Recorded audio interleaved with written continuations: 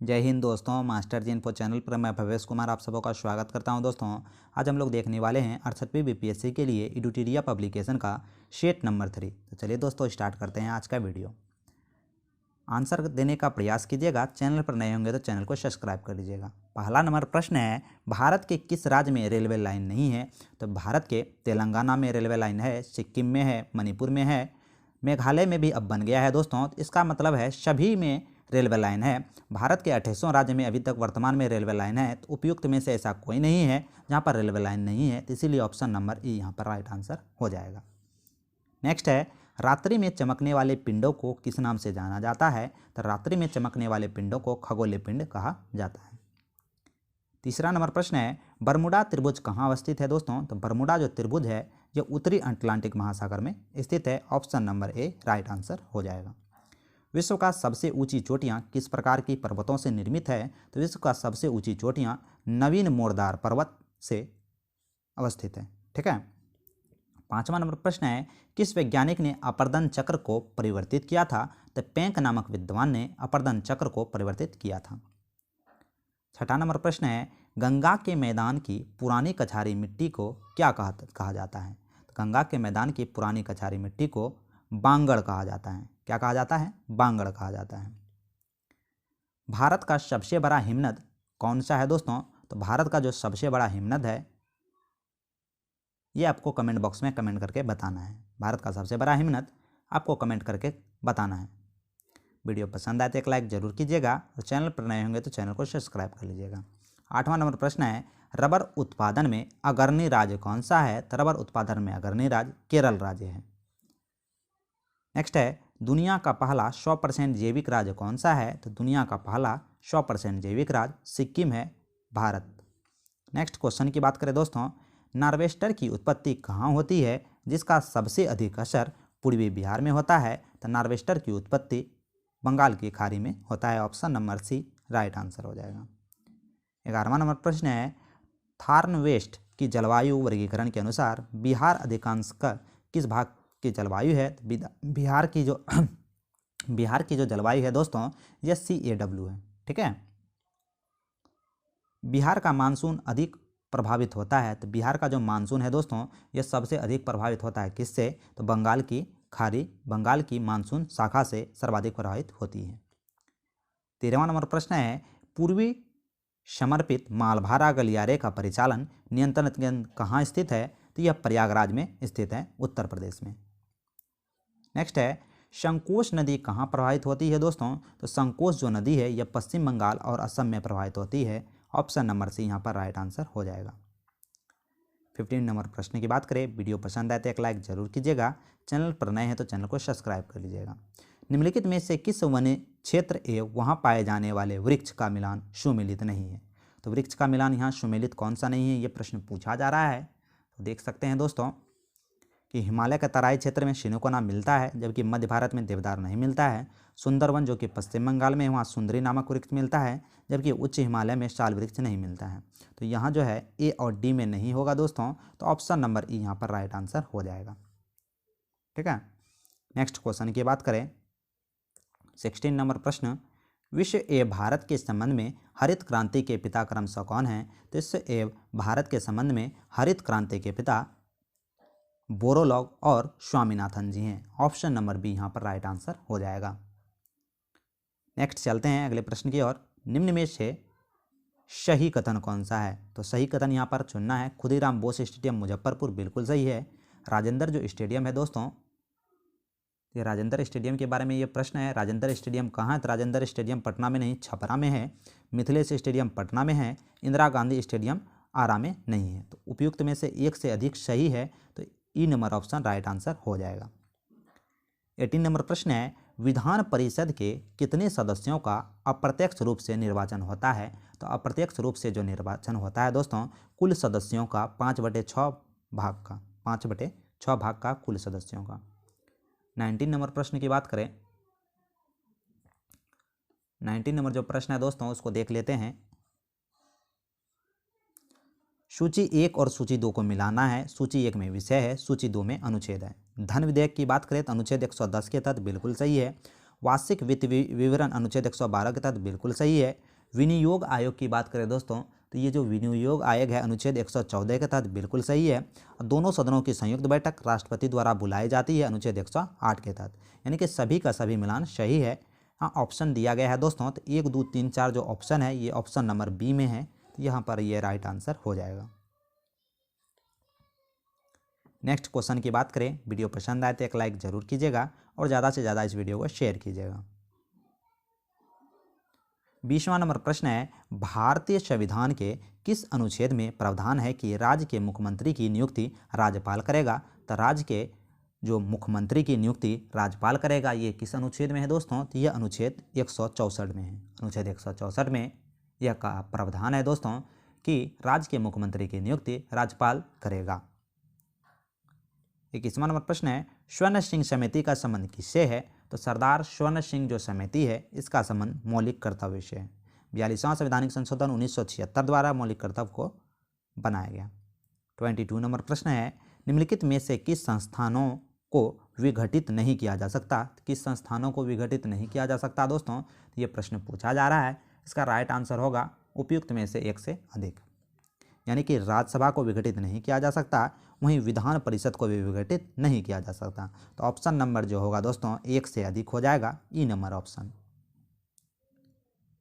विधानसभा अध्यक्ष अपना त्यागपत्र किसको देता है? तो विधानसभा जो अध्यक्ष होता है दोस्तों ये अपना त्यागपत्र विधानसभा उपाध्यक्ष को देता है। विधानसभा अध्यक्ष अपना त्यागपत्र उपाध्यक्ष को देता है। 24 नंबर प्रश्न है, बिना विधानसभा के सदस्य निर्वाचित हुए कोई मंत्री अधिकतम कितने समय तक पद पर बना रह सकता है? ये प्रश्न पूछा जा रहा है। तो अधिकतम 6 माह तक वह पद पर बना रह सकता है। राज्य मंत्रिपरिषद सामूहिक रूप से किसके प्रति उत्तरदायी होता है? ये प्रश्न पूछा जा रहा है। तो इसका राइट आंसर हो जाएगा विधानसभा के प्रति उत्तरदायी होता है राज्य मंत्रिपरिषद। राज्य मंत्रिपरिषद मूल रूप से विधानसभा के प्रति उत्तरदायी होता है। 26 नंबर प्रश्न है, इनमें से कौन भारत राज्य की प्रथम महिला मुख्यमंत्री बनी थी?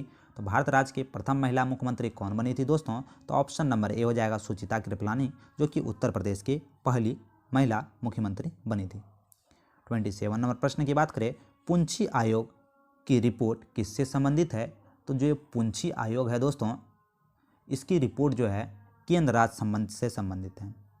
केंद्र राज्य संबंध से पुंछी आयोग की रिपोर्ट संबंधित है।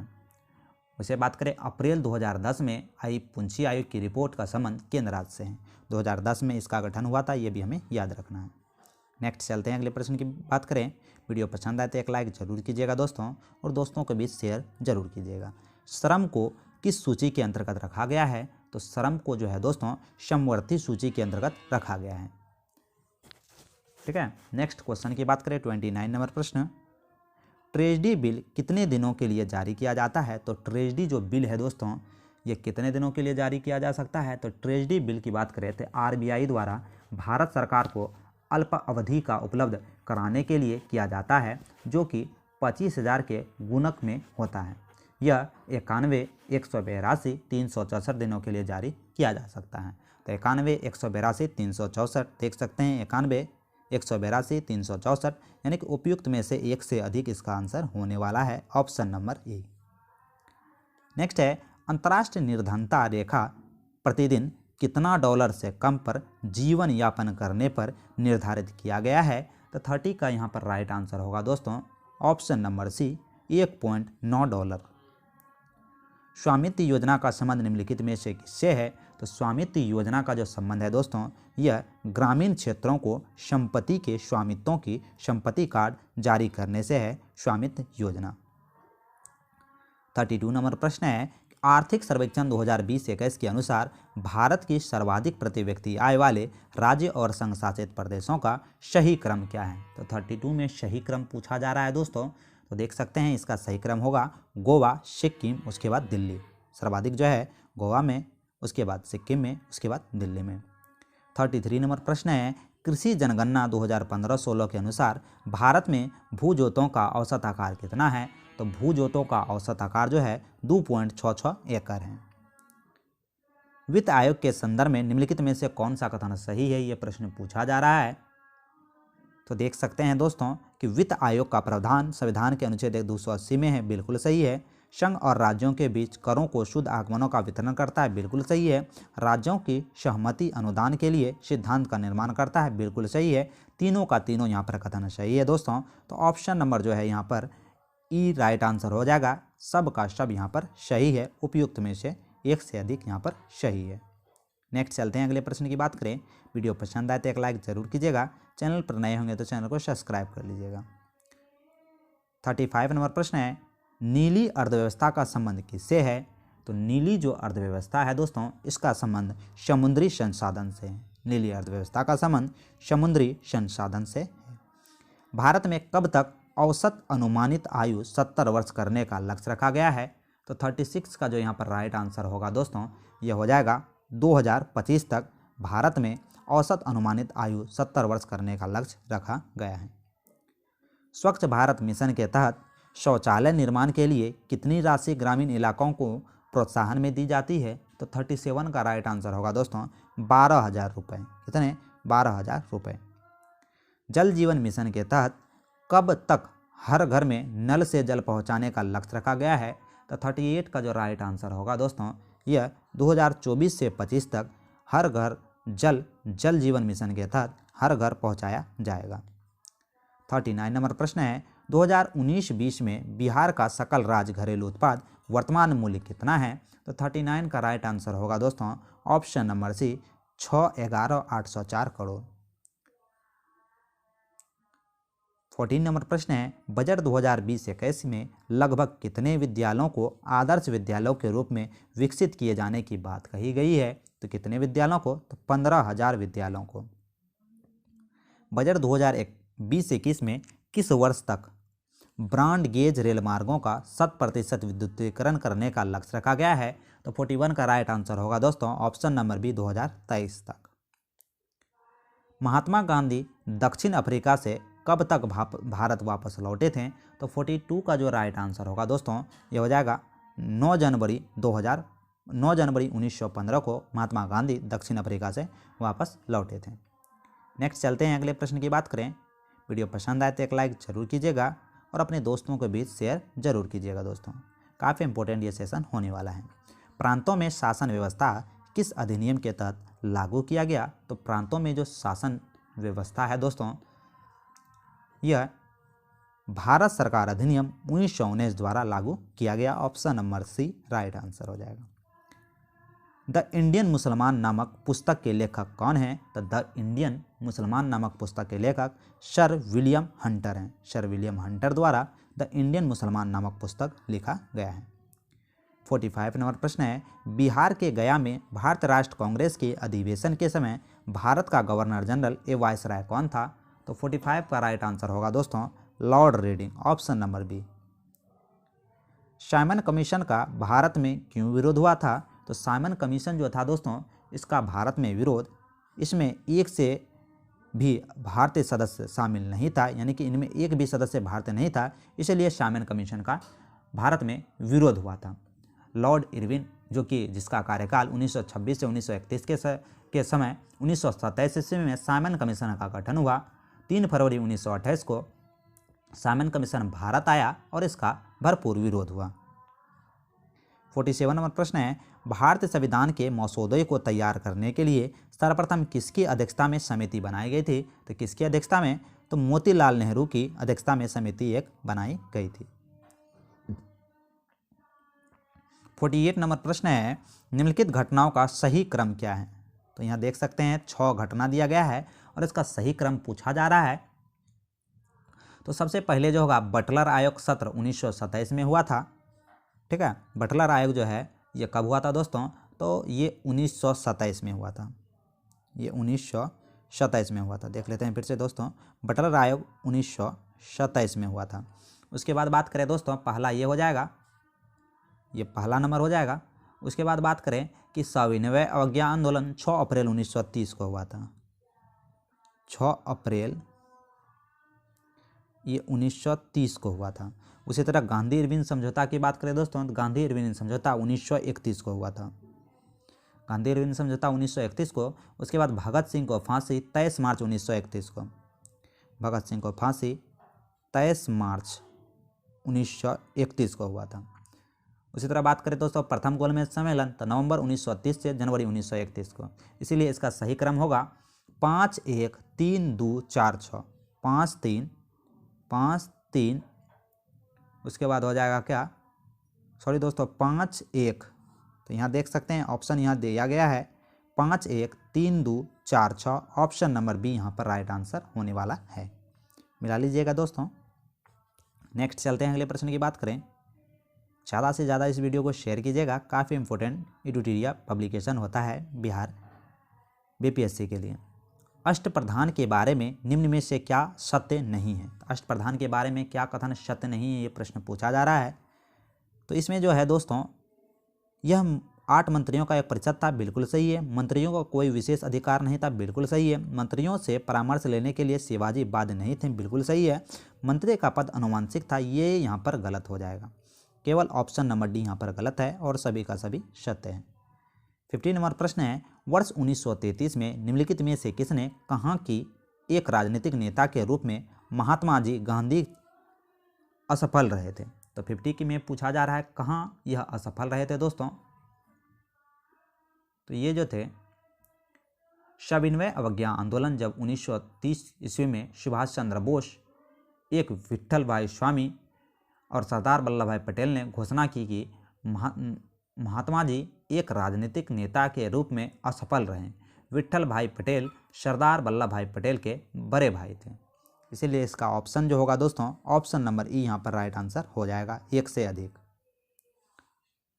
नेक्स्ट चलते हैं, निम्नलिखित में से किसने 1839 में कलकत्ता में तत्वबोधिनी सभा की स्थापना की थी। तो कलकत्ता में तत्वबोधिनी सभा की स्थापना किसने की थी दोस्तों, तो देवेंद्रनाथ टैगोर ने। 52 नंबर प्रश्न है, निम्न में कौन युवा बंगाल आंदोलन से संबंधित हैं। तो युवा बंगाल आंदोलन से संबंधित यहाँ पर कौन हो जाएंगे, तो ऑप्शन नंबर ए डेरोजियो, डेरोजियो युवा बंगाल आंदोलन से संबंधित थे। 53 नंबर प्रश्न है, निम्नलिखित में से किसे लोकहितवादी के नाम से जाना जाता है। तो लोकहितवादी गोपाल हरि देशमुख को कहा जाता है, ऑप्शन नंबर सी यहाँ पर राइट आंसर हो जाएगा। निम्नलिखित में से किसने पुणे में मुक्ति मिशन की स्थापना की थी। तो पुणे में मुक्ति मिशन की स्थापना की बात करें दोस्तों तो पंडित रमाबाई ने की थी, पंडित रमाबाई ने पुणे में मुक्ति मिशन स्टार्ट किया था। 55 नंबर प्रश्न है दोस्तों,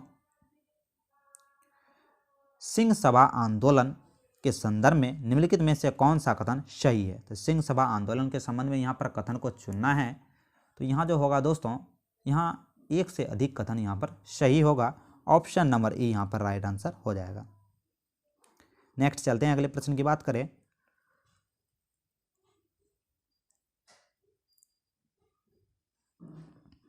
$56 नंबर प्रश्न है, निम्नलिखित में कौन सा जोड़ा सही है। तो कौन सा जोड़ा यहाँ पर सही है, ये प्रश्न पूछा जा रहा है। तो देख सकते हैं हिंदू उत्तराधिकारी अधिनियम 1956 में आया था, यही यहाँ पर सही है और सभी यहाँ पर गलत है दोस्तों। 57 नंबर प्रश्न है, निम्नलिखित में से किस आदिवासी विद्रोह के बंकिम चंद्र चटर्जी ने अपने उपन्यास आनंद मठ में माध्यम से प्रसिद्ध किया था। तो ये सन्यासी विद्रोह, सन्यासी विद्रोह। 58 नंबर प्रश्न है, बुंदेलखंड में बुंदेल विद्रोह का नेता कौन थे। तो बुंदेलखंड में बुंदेल विद्रोह के जो नेता हैं दोस्तों 58 का राइट आंसर होगा option number C Madhukar Shah और जवाहर सिंह, मधुकर शाह और जवाहर सिंह। पागलपंथी विद्रोह कहाँ हुआ था दोस्तों। तो पागलपंथी जो विद्रोह था यह पश्चिम बंगाल में हुआ था, option number B right answer हो जाएगा। मालवा गुजरात एवं महाराष्ट्र को किस शासक ने पहली बार जीता था। तो 60 का राइट आंसर होगा option number D Chandragupta Maurya ने। वैदिक गणित का सबसे महत्वपूर्ण पाठ निम्नलिखित में से कौन सा है। तो वैदिक गणित का सबसे जो महत्वपूर्ण पाठ है यह शुल्ब सूत्र हो जाएगा, option number C. Periplus of the Erythraean नामक पुस्तक के लेखक कौन है। तो 62 का जो यहाँ पर राइट आंसर होगा दोस्तों ऑप्शन नंबर डी अज्ञात नाविक समूह। चलते हैं नेक्स्ट क्वेश्चन की बात करें। वीडियो पसंद आए तो एक लाइक जरूर कीजिएगा और चैनल पर नए होंगे तो चैनल को सब्सक्राइब कर लीजिएगा। इस क्लास का PDF पाने के लिए टेलीग्राम चैनल को ज्वाइन कर लीजिएगा। किस पुस्तक के रचयिता कालिदास हैं। तो किस पुस्तक के रचयिता कालिदास हैं। तो ऑप्शन नंबर डी ऋतु संहार के रचयिता कालिदास हैं। वहीं मुद्रा राक्षस के लेखक विशाख दत्त हैं, ये भी हमें याद रखना है। 64 नंबर प्रश्न है, खाद्यान्नों की कृषि सर्वप्रथम कब प्रारंभ हुई थी? तो खाद्यान्नों की जो कृषि थी दोस्तों, यह प्रारंभ हुई थी नवपाषाण काल में। पहिया भी नवपाषाण काल में, कृषि भी नवपाषाण काल में। 65 नंबर प्रश्न है, नचिकेता आख्यान का उल्लेख किसमें है दोस्तों? तो नचिकेता जो आख्यान है इसका उल्लेख कठोपनिषद में है। ठीक है, नेक्स्ट चलते हैं। मूर्ति पूजा का आरंभ कब से माना जाता है? तो मूर्ति पूजा का जो आरंभ है दोस्तों, यह पूर्व आर्यकाल से माना जाता है। द्वार समुद्र किस राजवंश की राजधानी थी? यह प्रश्न पूछा जा रहा है। तो द्वार समुद्र जो थी यह होयसलों की राजधानी थी। होयसलों की राजधानी द्वार समुद्र थी। अशोक के शिलालेखों को सर्वप्रथम किसने पढ़ा था? तो अशोक के जो शिलालेख थे दोस्तों, इसको पढ़ने में सर्वप्रथम जेम्स प्रिंसेस ने प्राथमिकता जाहिर की थी। तारीख ए शेर शाही की रचना किसने की थी? तो तारीख ए शेर शाही की रचना अकबर द्वारा किया गया था। शुद्ध अरबी सिक्के चलाने वाला तुर्क सुल्तान कौन था? तो शुद्ध अरबी सिक्के चलाने वाला तुर्क सुल्तान इल्तुतमिश था। Option number D. दीवान अमीर कोही का संबंध निम्न में से किससे है? तो दीवान अमीर कोही का संबंध कृषि विभाग से है। Option number B. पाल साम्राज्य की स्थापना का श्रेय किसे दिया जाता है? तो पाल साम्राज्य की स्थापना का श्रेय 72 का राइट आंसर होगा दोस्तों, गोपाल को दिया जाता है पाल वंश की स्थापना का श्रेय। 73 नंबर प्रश्न की बात करें।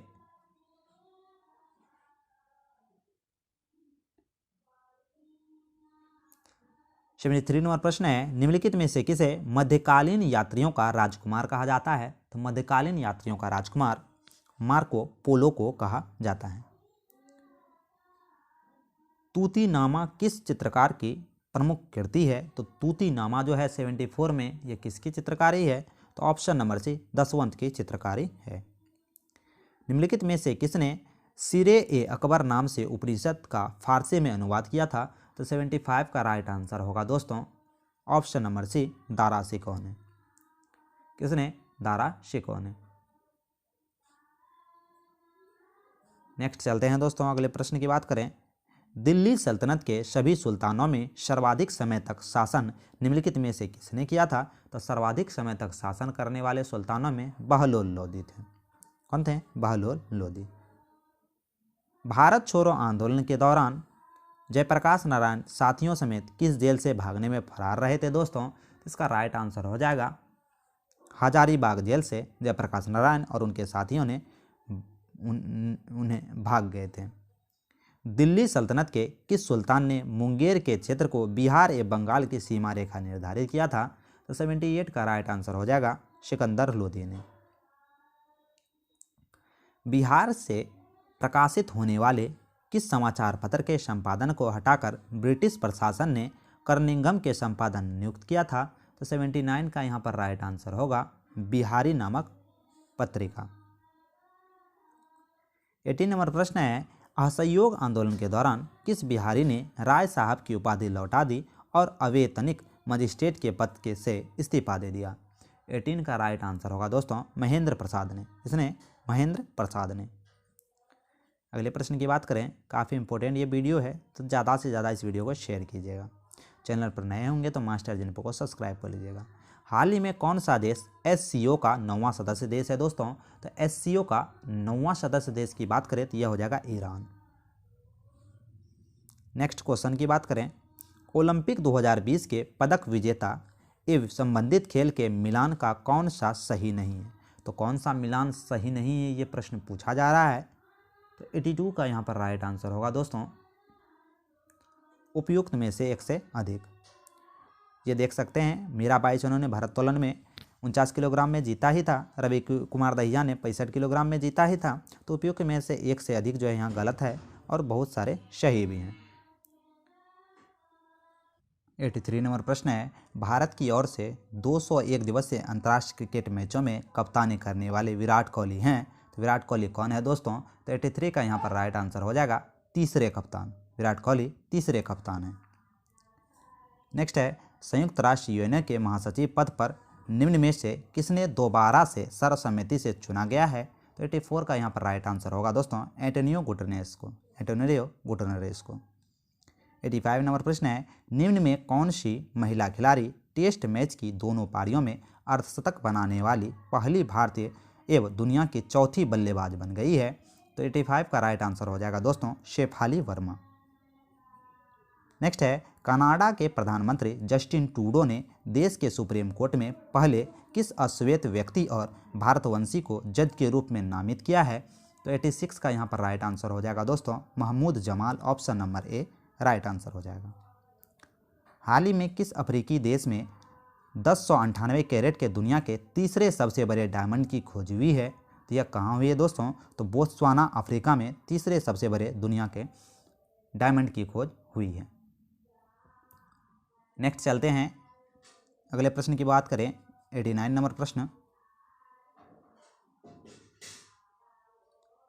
88 नंबर प्रश्न पहले देख लेते हैं दोस्तों कि विश्व शरणार्थी दिवस, वर्ल्ड रेफ्यूजी डे निम्न में से किस दिन मनाया जाता है? तो विश्व रेफ्यूजी जो डे है दोस्तों यह मनाया जाता है 20 जून को। कब मनाया जाता है? 20 जून को। निम्न में से किस देश में बिटकॉइन को कानूनी मान्यता देने वाला दुनिया का पहला देश बन गया है? तो बिटकॉइन को कानूनी मान्यता देने वाला El Salvador is the right answer. निम्न में से किस अंतर्राष्ट्रीय बॉक्सर एवं 1998 एशियाई खेलों में स्वर्ण पदक विजेता का निधन हो गया है? तो 19 का राइट आंसर होगा दोस्तों option number B Dingko Singh.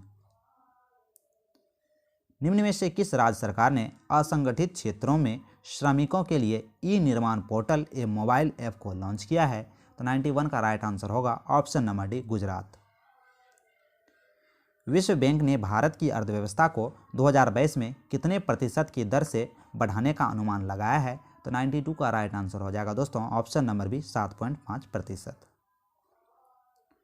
किस राज्य की वाटर ब्यूरियल को 67वें राष्ट्रीय फिल्म पुरस्कार 2021 में पर्यावरण संरक्षण का फिल्म पुरस्कार से नवाजा गया है?